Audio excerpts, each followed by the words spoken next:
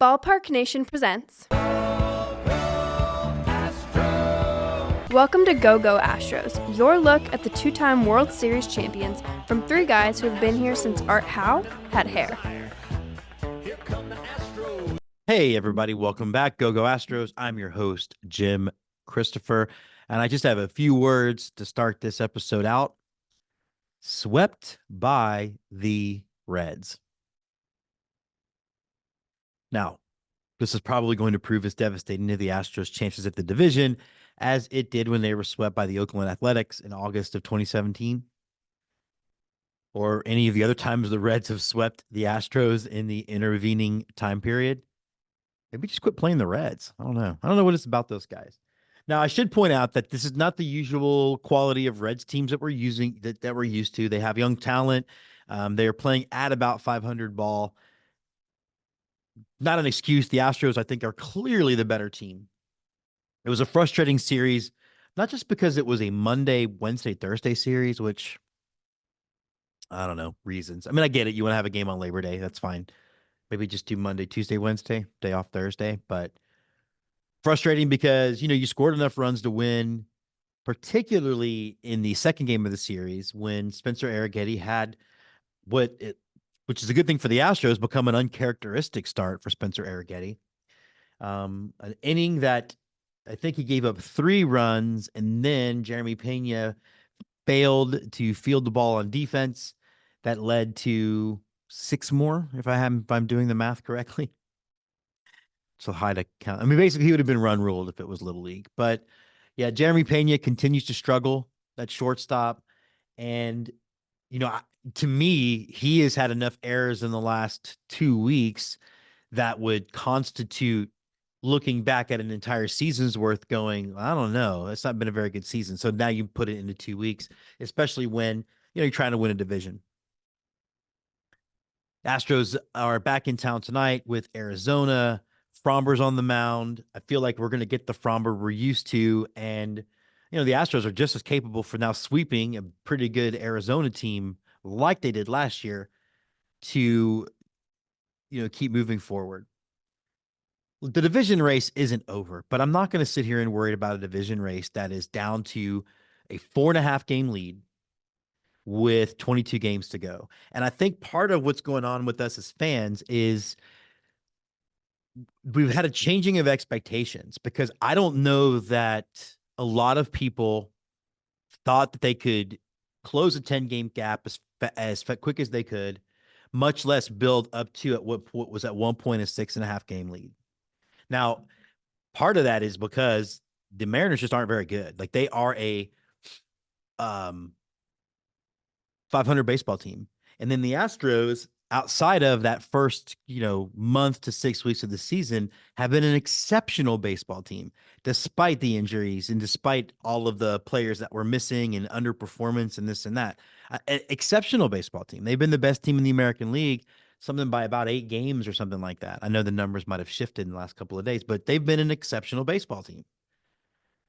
So I don't know that, one, if you would ask anybody in April, the end of April, heck, you would have asked me at the beginning of March, would you take being up 4.5 games with 20 games to go? Yeah, I would have taken it.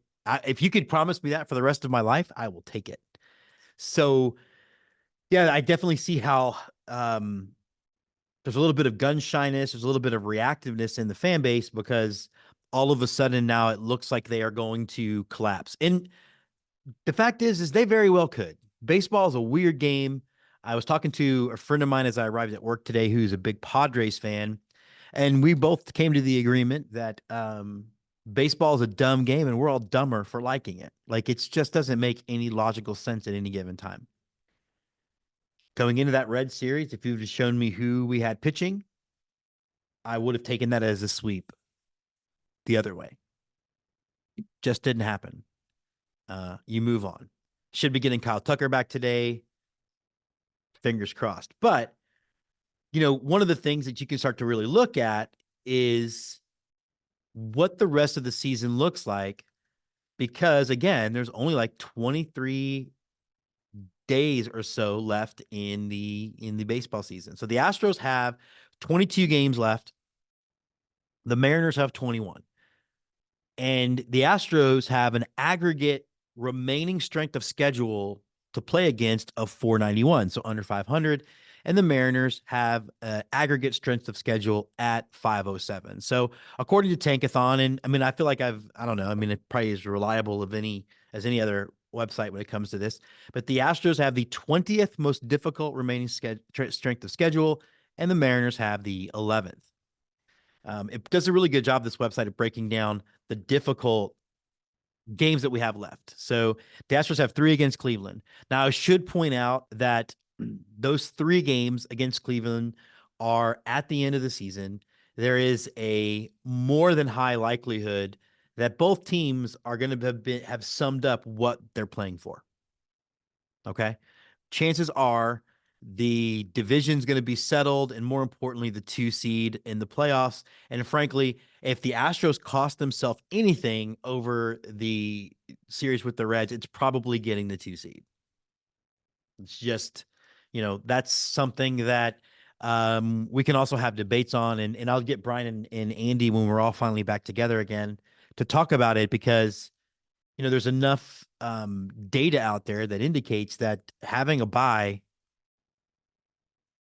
because the concept of the bye is so new, there's not a whole lot of real proof that the bye absolutely guarantees you a win or a World Series appearance. I mean, for example, the Astros did have the bye one year and won the World Series, and then the Rangers last year didn't have a bye and won the World Series. Sometimes if you get hot, the best thing to do is keep playing. So I'm not going to stress out too much about the seeding of the playoffs or even the playoffs themselves, because that's a very Jesus take the wheel kind of thing. You can't control it. The playoffs are weird. It's all about who gets hot. So all you can focus on is winning the division. So again, 3 games against the Cleveland Guardians. They'll always kind of be the Indians to me. I'm sorry. I know that's probably I don't know, not PC to say or whatever. But then they do have 3 games against the San Diego Padres. San Diego Padres are a tough team this year. I mean, they look really good. And the reality is that they are also in dogfights to make the playoffs, albeit really not necessarily in the like winning a division, but they're definitely in the wild card race. The Astros are going to get them in about 2.5 weeks. So maybe it's decided by the time the Padres come to town, maybe not. Should also be pointed out that the Mariners also have a 2-game set against the Padres.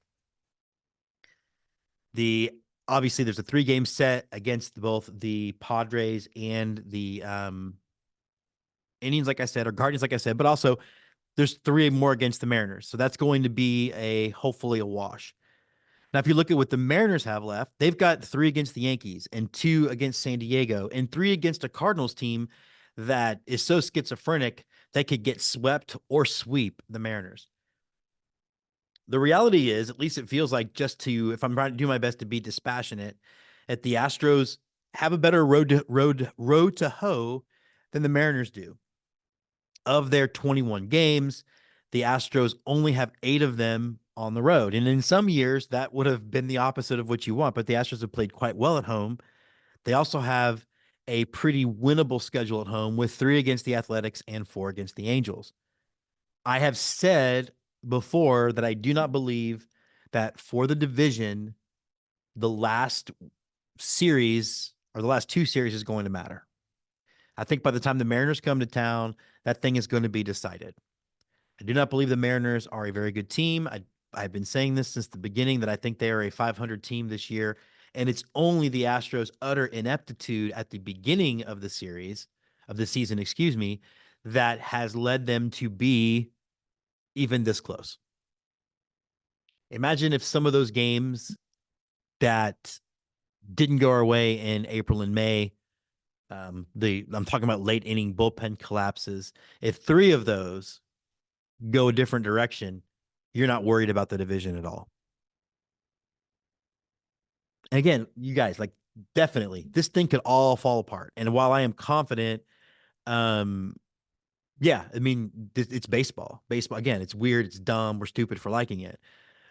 Also, even though I'm confident and I might be overconfident, however I feel about it one way or the other makes not one iota to how the team is going to play. It matters if they're overconfident. It matters if they are the ones who are looking past anybody. And again, I think Tucker's coming back. I don't believe that this is the Verlander we're going to see for the rest of the year, because I do believe he's, like he actually said, he's still in spring training mode. I think he's going to be better. And I will, with 21 games to go and a 4.5 game lead, I will take the team that's made 8 consecutive ALCSs over the team that got within one strike of beating the Astros in an ALDS game and then basically didn't score a run for 18 innings later on that series in 2022 to lose. So I wish that I could go and convince the fan base to quit losing its mind every time there's a rough patch. Baseball's a series of ups and downs and smooth sailing and rough and squalls. You know, like isn't that the vows and wedding crashers? Calm seas and squalls. Yeah, that's how my head works. Welcome to the party. But yeah, I'm not going to I really believe that they're going to win this division. I am a guy who really cares about winning the division, not just because it's about making the playoffs, but in some ways, winning your division is the true measure of how good your baseball team is and how well it's constructed, how deep your team is. And the Astros have proven to be pretty deep when you think about all of the injuries they've had. You can, on one hand, say that the playoffs are a crapshoot and it matters who gets hot. And on the other hand, also say that results in the playoffs are the end all be all. So I clearly think the Astros are more than capable of rattling off 11 or 12 wins in the playoffs and winning the World Series. 100% believe they could. But I really believe they're going to win the division because I think top to bottom, they are the best team in the AL West. And, I'm not going to be clutching pearls until the lead gets down to if the lead gets down to one game, then maybe you're going to start to see a different side of me. But until then, I don't think that's going to happen. We will be back next week. Hopefully, we're going to all be together. I'm having a minor surgery, so fingers crossed. And keep me in your prayers if that's a thing you do. Until then, though, I'm Jim Christopher. This is Go Astros and Go Stros.